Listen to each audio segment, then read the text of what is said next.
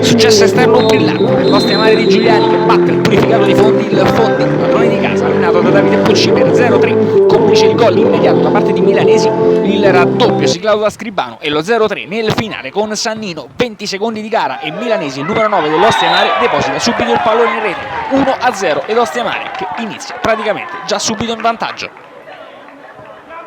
Il Fondi prova a rispondere e ci riesce al minuto numero 15 della prima frazione di gioco, palla che arriva al numero 11 della formazione padrone di casa Occoluto, che viene però contrato dal difensore centrale dei biancoviola che salva in extremis. Ostia Mare che al 20° trova un altro tentativo a rete con milanesi a sfornare l'assist, poi Scribano mette il pallone sul fondo con deviazione, Fondi che si crea un'occasione al minuto numero 25 della prima frazione di gioco, Ostia Mare che riesce però a salvarsi in affanno, il raddoppio arriva qualche istante dopo quanto al 26° e Scribano in aperto contropiede a superare il portiere della formazione padrone di casa forte e a depositare a porta vuota in rete. Fondi 0, Ostia Mare 2. Il Fondi rialza la testa al minuto numero 1 della seconda frazione di gioco con il nuovo entrato Cozzolino che a tu per tu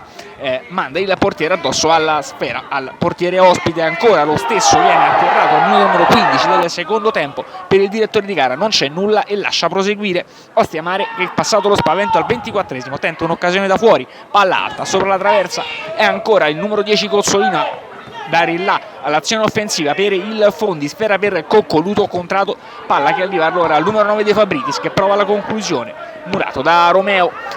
3-0 dell'Ostia Mare sfornato con uno splendido assist di milanesi che manda in porta Sannino, tocco sotto e 0-3 in favore dei biancovioli di Giuliani che chiudono qui la pratica. Poi dopo il recupero non c'è più tempo, solo spazio per il triplice fischio finale.